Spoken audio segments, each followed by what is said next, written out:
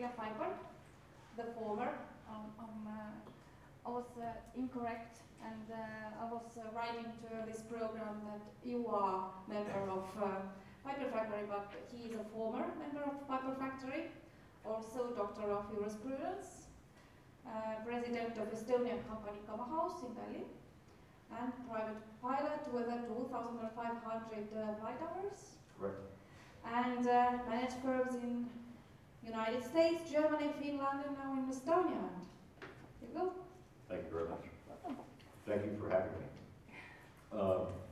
When I was asked to address this body, I was trying to think what would be most interesting to you, and I decided to split the presentation into 3 small segments. One is to talk a little bit about general aviation.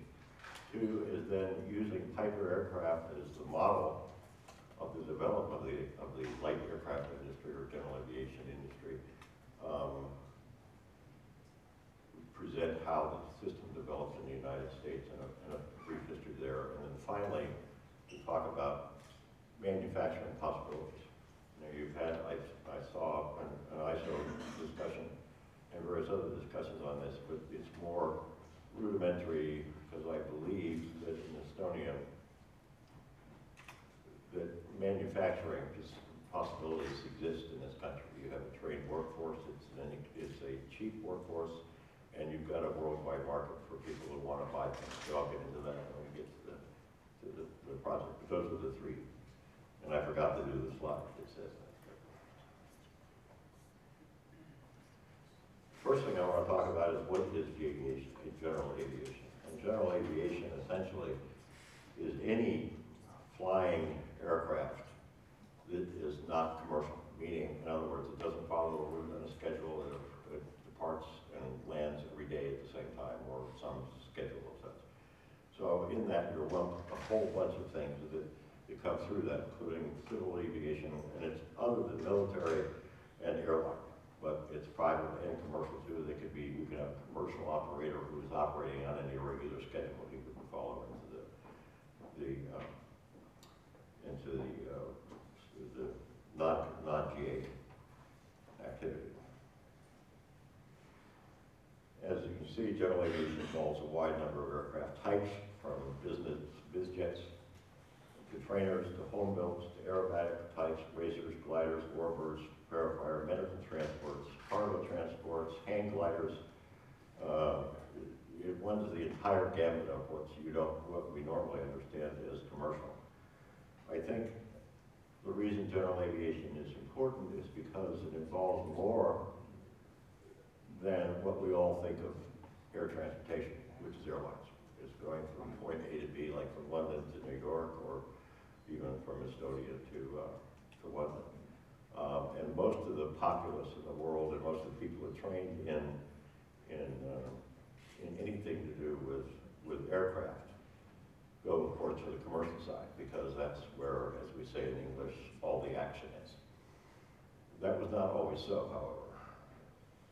It wasn't too long ago when flights and nautical miles flown and so forth were dominated by small aircraft. A little bit about me. I'm an aeronautical engineer, graduated in 1971. I unfortunately got drafted in spent 4 years in the U.S. Army, and therefore my career changed. I most recently became a licensed attorney in 2000. And as an overview, I also include you can take a run through here about, it's my resume.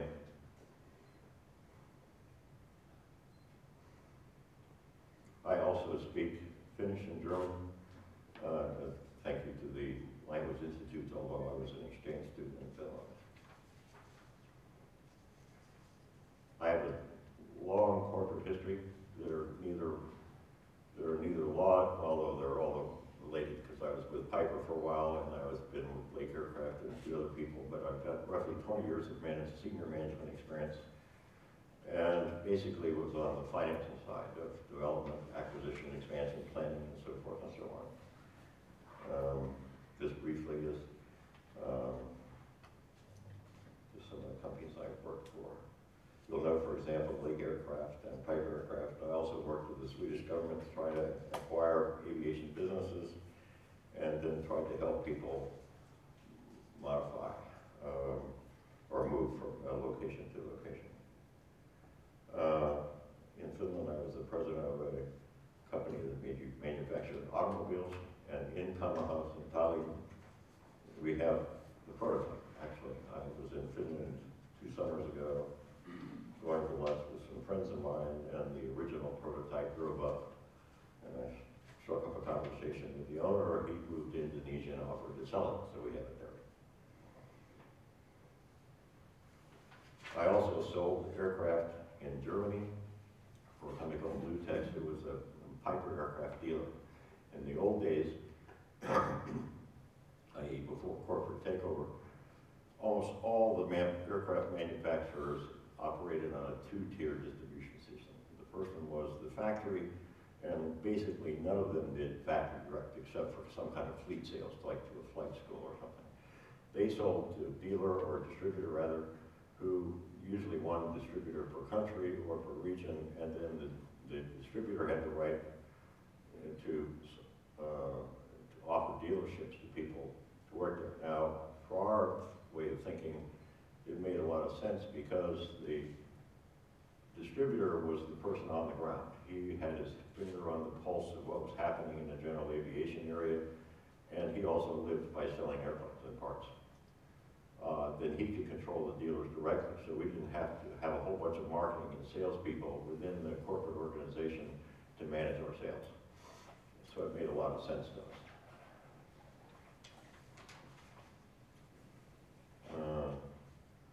Just some of the little bit of stuff about me is what my experience basically is, and I finished up with a private pilot of 2,500 hours. The companies I've worked for have been Piper Aircraft. I started off when I was in high school and took tours through the Lockhaven factory.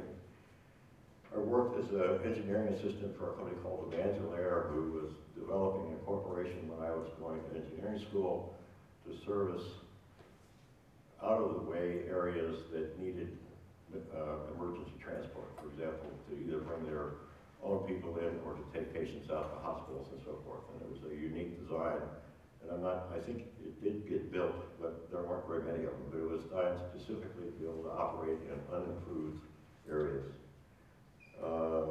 Same thing again. I worked a little bit with Swear aircraft company who make jets also. They designed several of our models of Piper aircraft. And then when, this gets a little bit in the history of Piper, but Piper, my family owned, my grandfather started Piper aircraft. He was the founder.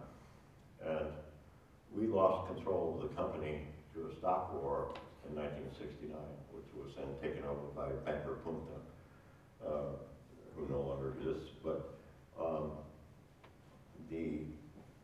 it went through a series of conglomerate owners over the next few years and ended up being spun out to an individual by the name of Stuart Millar, which I don't know if you follow the general aviation industry, but in the United States. But he was the only one of the big three, they were Cessna, Beech, and Piper.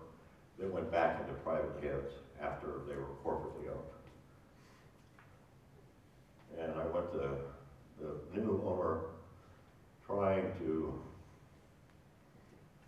build up Piper aircraft again into an actual manufacturing facility. And at that time, we were down to 200 airplanes when he took over, and we were producing roughly $25 million worth of spare parts a year. Right? He wanted to build the numbers of aircraft. He thought it was a shame that Piper was no longer in the airplane business, but only in the spare parts business.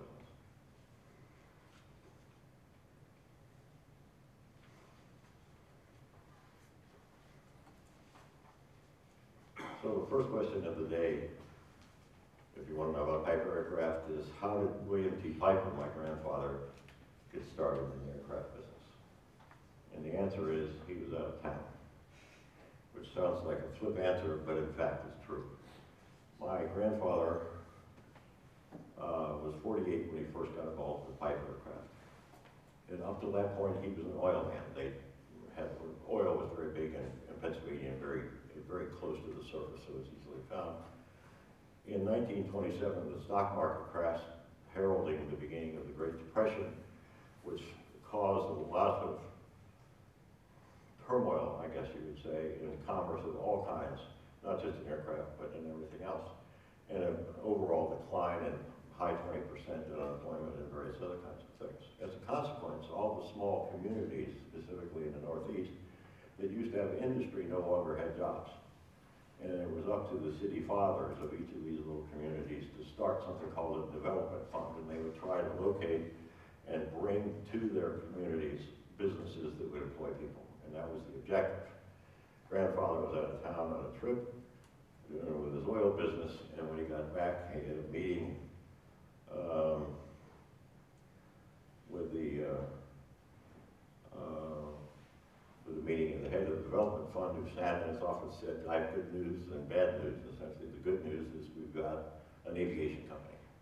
This is 1929. And the bad news is that you're on the board. So he was located, so that's how he got involved, and he was made secretary treasurer of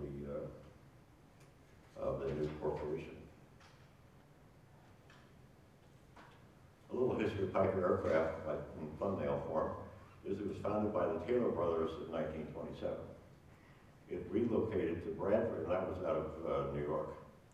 It relocated to Bradford, Pennsylvania in 1929 and declared bankruptcy in 1933. My grandfather bought back the assets for $700 and gave 50% of the stock back to the original founders. And they continued to do business for a few years, but then they had a falling out between the Taylor brothers and my grandfather. The Taylor brothers wanted to produce, as every manufacturer does, high-end, expensive product, and grandfather believed that small, light aircraft that were very inexpensive and easy to fly were the key to the future.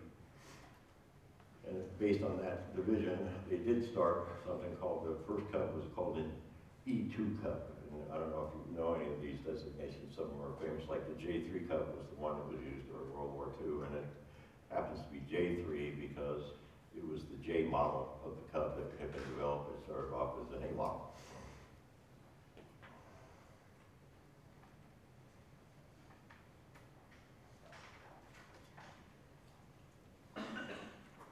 During the 50s and 60s, and I leave the war years out because, first of all, numbers are classified, but know that we were producing, we had 3 shifts going a day, and I'm not exactly sure of the numbers, but it's in the many tens of thousands of aircraft a year we were going through for the war effort.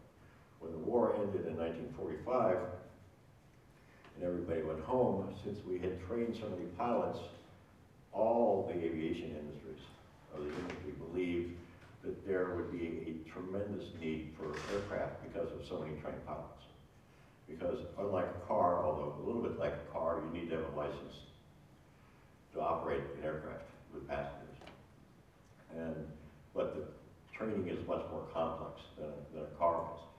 But we figured we had a ready-made side of pilots, and 3 major manufacturers, and what they did was out and took orders through all their dealers and found out that they were all tripled. In other words, we had one buyer, he went to 3 manufacturers to say, without saying this, but basically saying, whoever delivers the aircraft first, I'll buy it. So they went out and bought all kinds of raw stock, metal, engines, fabric, everything you need to buy airplanes, and they found themselves with a huge overstock of materials, and they had overproduced after the war.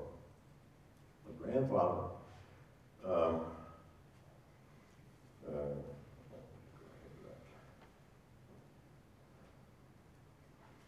missing this slide.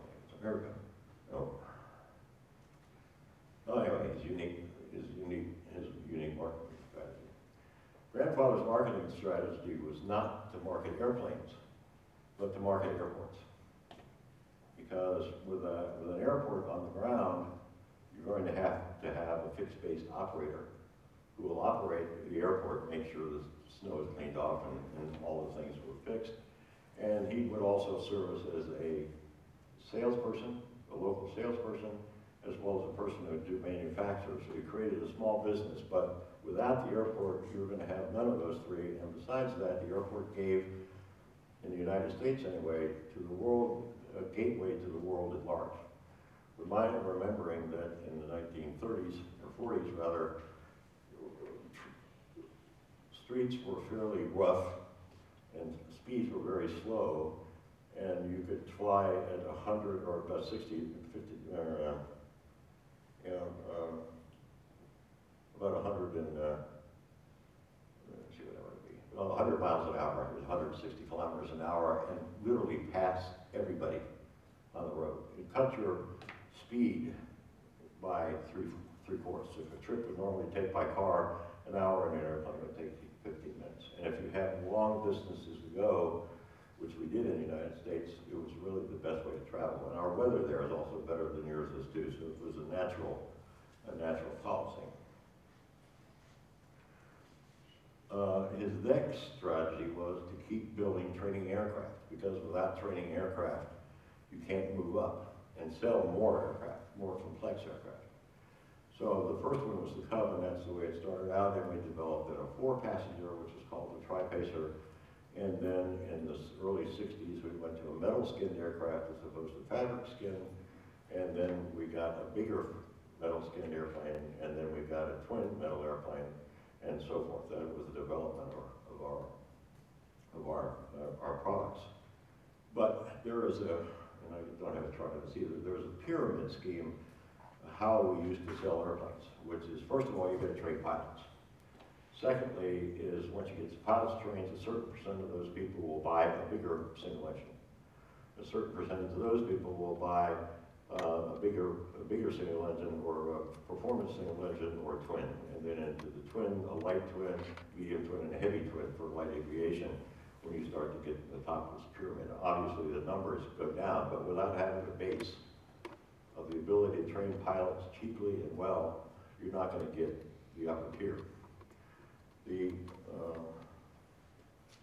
That has changed over the years, because right now in the United States there are, the last number I saw was some 700,000 licensed pilots. And that's a lot of market if you can get everybody somehow involved in that. But the manufacturers, which I'll talk about, trying to go away.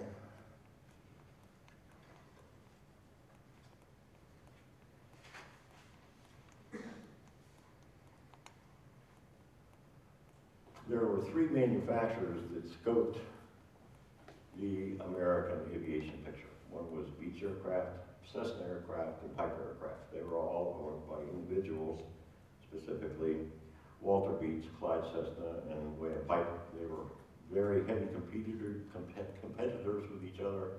We all competed for the same market base of the pilots, but they were still very good friends, and we met regularly, so we all knew what we were doing. And we all had the same idea.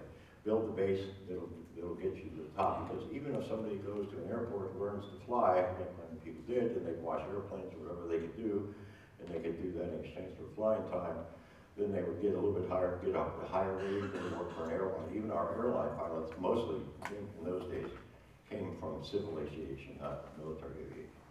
And here it's generally the otherwise, although there are a number of charter flight schools started in the United States that are civilian entry, not military entry, and they're doing very well. They're training people from Europe mostly. They're European. They're flight schools for Europeans.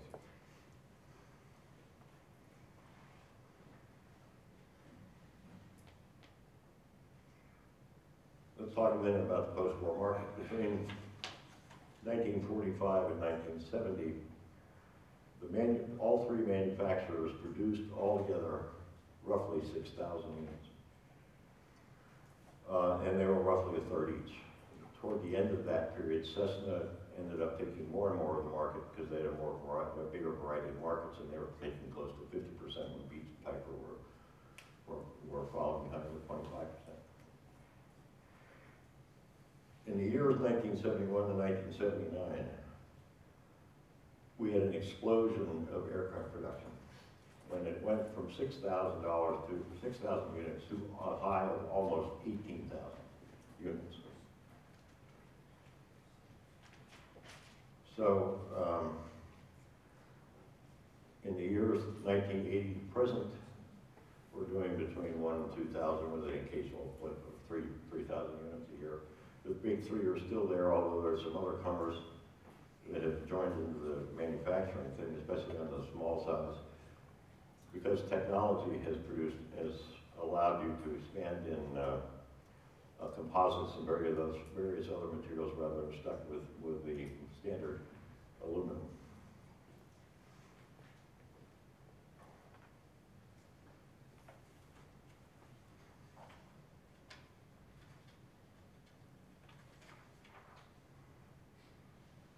What are the effects? Or why did we increase production from 6,000 units to 18,000 is a question. Or demands an answer. There was a change in ownership of all the small companies. Clyde Cessna's, Walter Beach's, and grandfather's companies got sold to larger conglomerates. Either they were rated like Piper was, or they sold voluntarily, but the families got out of it. The family membership, or the family ownership and control, kept the eye on the overall ball, which again is the base of the pyramid. Without the base of the pyramid, you're not going to have upper level sales. And both the families understood that. They were in the business not for the love of it, not for the wonderness of having an airplane company you can call your own and have your corporate pilots all run over, but it was business, and they understood the business, and they understood it well. The corporate conglomerates, however, had a different view. And that view was, make money, as much money as you can, as fast as you can, and traders don't make any money, get rid of them. So they stepped out of the trader market, which was a huge part of all our sales. Now, another thing that happened in those years was the United States, because we were having inflation problems, decided to give people an increased depreciation schedule. In other words, if you were buying an airplane for $20,000, say, and you depreciated over 7 or 5 years, then you would have 4 deflation periods to write off the airplane on. By increasing the depreciation schedule, you could drop it to 1 year or 2 years. And what it meant was, and not only that, we coupled with the fact is we had inflation in the 20s. So you could buy an airplane this year, next year it was worth 20% more because they don't wear out and it went and sat in a hangar somewhere. You got to depreciate the asset and you could sell it on to the next person. As a friend of mine once said, the purpose of buying and of selling a used airplane is to create a used airplane. And then that sort of sounds rather silly, but the point is you get more airplanes in the fleet, and most of them, of course, are used because an airplane is inspected every year by somebody. And they fly forever, barring accidents. They very rarely wear out because they're usually well kept and they're maintained. And literally, they can fly forever and still do, actually. So during those years, we had an overproduction of almost 300%. And this next thing here is a chart. It only runs from, I'm sorry about this.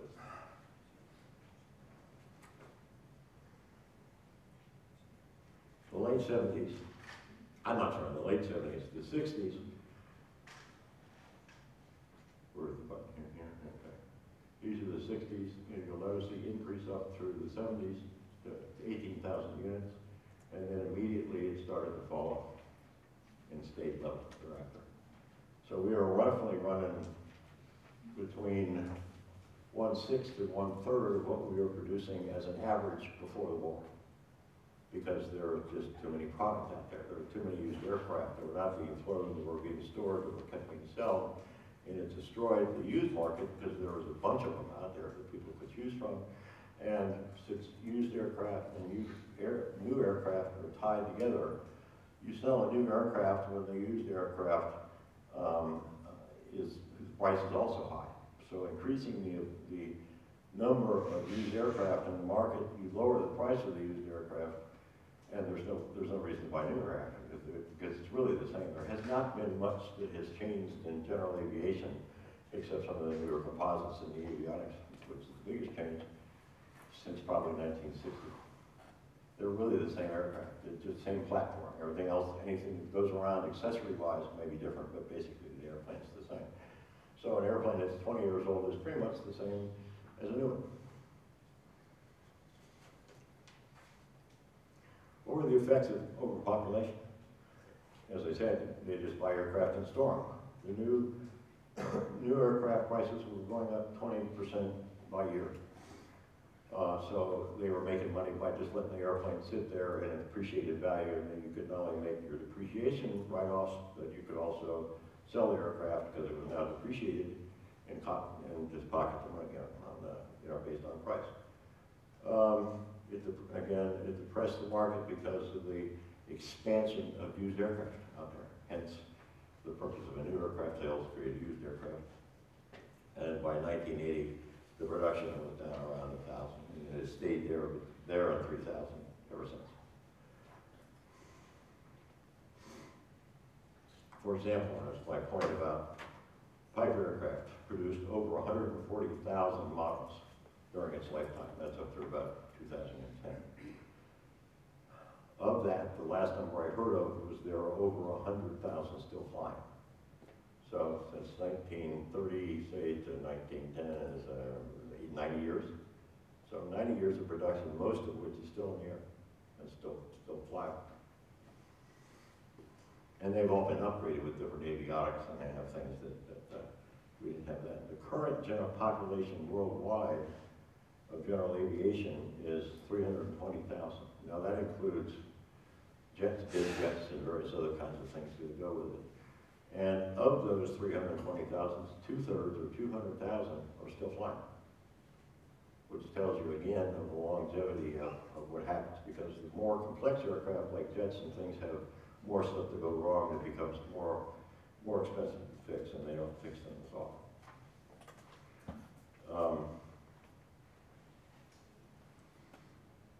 Also, the new conglomerate owners decided, and unilaterally made this decision, not in collusion, but just came to their conclusions, that if you can sell one airplane for $2 million and make 30 to 40% profit, why would you sell 1,000 little airplanes?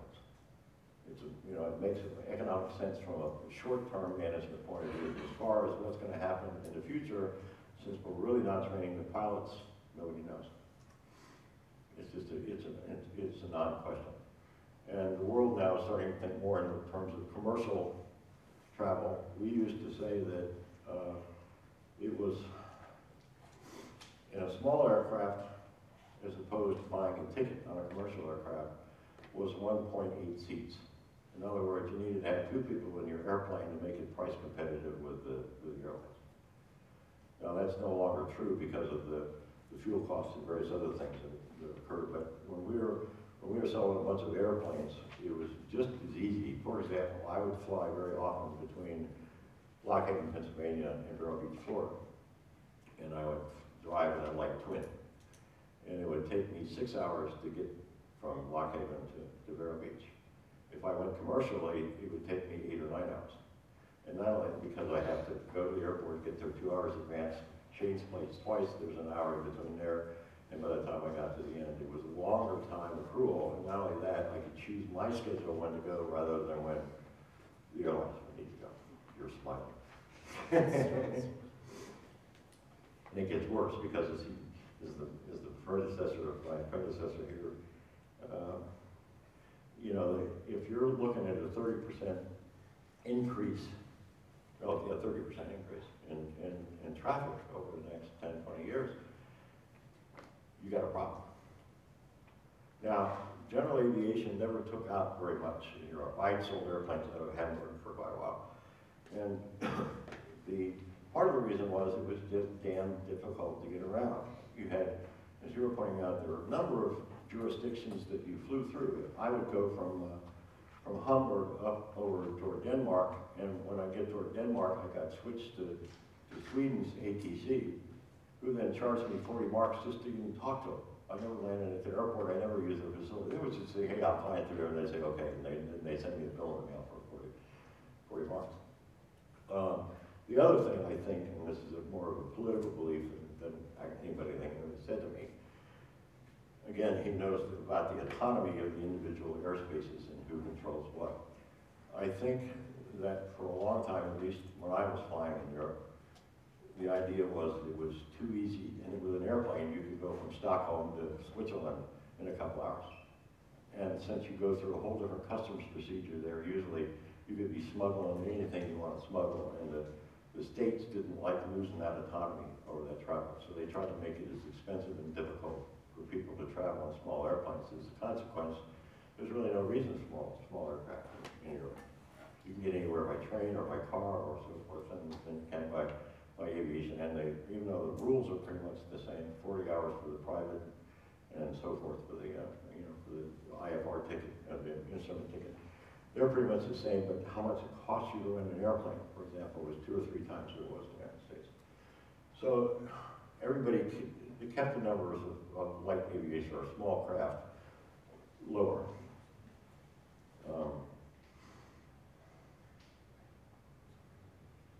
And I don't perceive that will change. First of all, we don't have the availability anymore of the smaller aircraft and the numbers we used to have. They're very expensive to maintain, and now the gasoline has jumped up to, at least in the United States, over to $5 or $6 a gallon, which they always were for cars, but you can almost double that for aviation yet. It's just not price-worthy anymore to travel by air. It is if you get a lot of money and you don't spend it, but it's not. For the rest of us, it's not. And that wasn't true in the United States.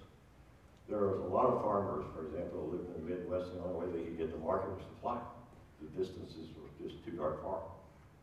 And that was, we had a bunch of people that were flying. Well, in Alaska and various other places where they're all specialty utility aircraft, but nonetheless they get around by plane too, because it's the only way to get there. There are no roads.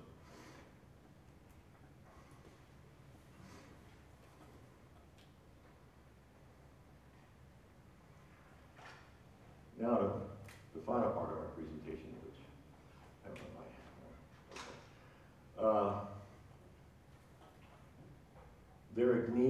there exists a need for manufacturing. Not so much of aircraft, but for spare parts. As I said, back even in Piper, when we were doing 200 models a year at say $100,000 each, they were making $20 million. They were making $25 million by spelling parts, just because of the number of aircraft they had. And those parts need to be made. And if you're going to get in any kind of parts manufacturing, there's lots of categories you can do. Primarily, the manufacturer will come to you and respond to a bid they maybe put out to produce wing skins on a Cherokee, for example. And you go figure out your cost, you'll approach the company and say, here, I want to make it. And you got to prove to them that you can do it. And if you get the contract, then you can manufacture stuff and ship it to them. Now, manufacturing always was, up until recently, a U.S. operation, because they could supervise it more. But that's sort of changing with the advent of the Far East and the manufacturing and location of plants in those areas. They have now opened the door for that possibility. And it's not one that I would dismiss lightly. I think the possibility, there's a market there for people in Estonia, for example, to do manufacturing. For one thing, you've got a trained workforce, very highly well educated. Your wages are cheap and your overheads are cheap.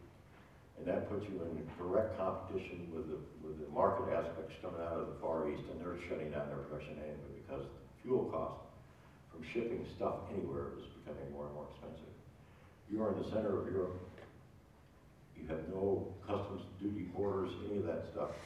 And you can produce product on a par with or better than what they could do in the Far East. And it would be an area that I would examine if I were looking. And you got facilities, you got infrastructure all over the country that you could use for manufacturing if you decided to try that. The key word is certification. And we touched a little bit about on the QA thing, but that comes from a different aspect. There's more customer reliability, where this is meeting the rules that the FAA and the EU and various other things are there. You've got to be, everything you do has got to be certified. For example, everything in an airplane is certified as it now exists. In other words, once you get certification for the aircraft, it's got various radio packages and other things, the engine size, the prop, and so forth. It's all certified for that configuration. If you change any one of those components, you got to go recertify. We had an airplane that was a single engine, pressurized airplane that could fly up to 25,000 feet. And we were using, in the beginning, a 310 horsepower Continental engine. When Piper decided in the late 80s to change the engine to the more powerful and better, more reliable 350 Lycoming engine, they wanted to recertify the aircraft based on that new engine. It took them $25 million to fly and certify that change of just a new engine, which is basically the same way, basically everything the same, it's just a little bit more reliable. And that was expensive. And it's not atypical, because as we get more and more sophisticated in our inspection criteria, the more expensive it becomes. The biggest expense for basically aviation is the regulatory expense, meeting the regulations. What do you have to meet? What inspectors come through? What do they check on you, and so forth? You've got a requirement, for example, of going through the certification side. You've got it. You want to be on an airport or near an airport. You want to have easy transfer to the airport in that case. And certification is the facility has to be certified by somebody, whoever your aeronautical thing is. The labor has got to be trained and certified, and then you've got a licensed design or a certified design. And you can produce products, your own products, or products for others. There's a third category, which is called PMA, Parts Manufacturer Authority, where you can go out and copy a design of somebody else's part, manufacture under your own name, provided it meets the criteria that the original part had. And where this comes into play is you have an airplane, for example, usually that went out of production and nobody makes the parts anymore. Other people have to have those parts to keep the airplanes flying. So the FAA, in its wisdom, grants something called PMA, which says, let's just say you have a landing gear on a Cessna 150 that breaks, and Cessna isn't making them anymore. You can go out and remake that landing gear, but your remake has to be as strong or stronger than the original aircraft, but they don't tell you what that is. You have to sort of figure that out. That's the problem with the PMA. But a PMA allows you to make your own parts for things that people just can't get or don't want to make anymore. And that used to happen on the Piper like that. We have 40 models, and they all have different designs, and we didn't want to carry the parts, or we didn't want to keep the tooling around to make a one-off landing gear for a 1935 Cub. So we often farm that out. What you need to have in all your facilities is a quality assurance or quality control program, which requires you to have a quality assurance manual, which you've got to either copy or get somebody to write for you. The next thing would be a procedure. How are you going to make sure, for example, somebody says, I want you to make me a wing skin that fits on the Seneca, and here it is. You have to go out and find out to what tolerance, in other words, how close do you have to be to what the original dimensions are before it goes out of tolerance, it's too big and it won't fit, that type of thing. And there's a procedure for ensuring that. If you're using nuts and bolts, are they all certified nuts and bolts? Because they all have to be. So that's your procedures for both incoming and outgoing product. And the other thing is if you get material in, once you inspect it, it's got to go into a separate room so it can't be intermingled with things that don't meet your quality standards or haven't proven to meet it. And for small companies, that can be a problem because you're limited source. You got to have a trained labor force. Somebody who knows what they're doing and can demonstrate to anybody to ask them that they know what they're doing. And you got to have trained management. They got to know how to run certified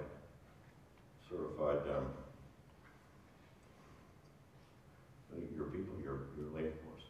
Now, this is an interesting chart because it describes what all the costs are that go into an airplane.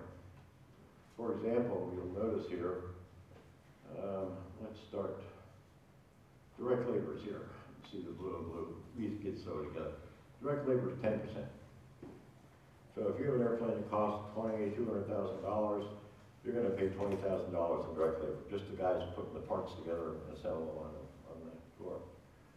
The problem with that is that if you want to reduce costs, everybody attacks labor costs. But even if you take out 10% of your labor, you're only gaining 1% towards the bottom line. So it's something easy to complain about, but it doesn't mean anything much. Labor burden is the overhead on the facility that goes to manufacturing. If you've got a 1 million square feet building and it costs you $300,000 a year to maintain, you amortize that over the labor hours that you produce in that plant. So it's a function of labor, actually. Fourth one is material, 4%. All the metal, the fabrics, the wiring, everything goes in that thing is 4%. So you can't cut costs there. The next one, the engine and the prop. Prop is this one here. That's 24% of the entire cost of the new airplane. This is interesting too because until 1979, when the system started to fall apart, an engine was a very moderately priced thing. They were producing them like, when you go buy a car motor, you're not going to spend that much money to get a brand new motor, especially if you build it up using old parts if you want. But then the manufacturers discovered, because of the certification process, that they are, as we say in English, the tail that wagged the dog. They could charge whatever they wanted for the engine because it was too expensive to go out and get it recertified to get it back in the marketplace. So they shot up their prices. And when we were paying $5,000 for an engine, all of a sudden we ended up spending $50,000 for the same engine within a very short period of time. Avionics are 10%. Manufacturing profit is 10%. That's pretty high.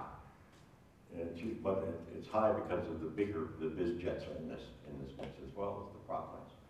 So generally, on a manufacturing level, 6 to 8. The best we ever did at Piper was 8%. The best we ever got of net profit. And most years it was worse than that. One of the things that has happened over the past 20 years is because IT has started out, the profit margin on IT products is phenomenal. You get your investment back within a year if your product's successful. Because let's face it, what's the cost is a CD and a couple of guys working around a computer writing the software. That's your cost. You don't have manufacturing your own engines, which is why the world got spoiled because they were expecting huge returns on investment. They'd stick down $200,000 and make it all back the first year. Well, that's in manufacturing, and through manufacturing, that's not going to happen. It's a long-term investment. The deal margin more there. Anyway, the rest of them are sort of self-explanatory. But I wanted to get to the engine and prop because that was, as I said, that was the guy. An avionics package, for example, is not. It's certified in the aircraft and it's also certified by itself, but it's not expensive to do the testing on. So there's lots of competition for avionic products, which is why GPSs, for example, come way down in price lately, because there's too much competition out there. So in an aircraft, you don't have it. You got the design, the people, the spot. I've got a couple of sheets, which I didn't get scanned, which talks about the number of hours that it takes to certify an airplane, not including materials. But as you know, that's not very large. I'm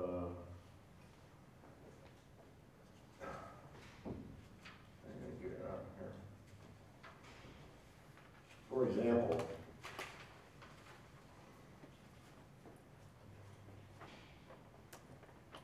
a Navajo, which was a big 6-seater airplane, took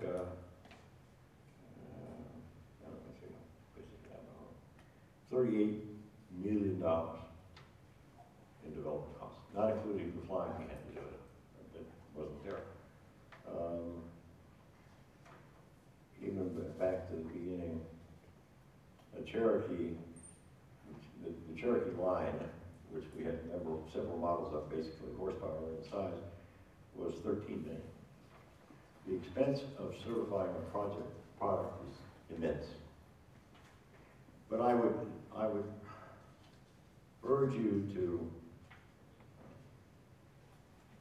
think about, don't fall only, the commercial world is the only world that you got available to you. There are other avenues. There are other people who are making airplanes in the world that may want various and sundry things that you may be able to supply. I don't mean go out and develop an aircraft, but you can do that too if you've got a number of people together that don't mind having their money tied up for a long time. But don't just stick only with aviation as not commercial aircraft. Until recently, as I said, there were more hours flown in small aircraft than big aircraft, and more passengers had them. And I think it still may be the same. Because you can only ship so many people in so many bodies in so many places, whereas a small aircraft can hold anywhere from 1 to 10 probably.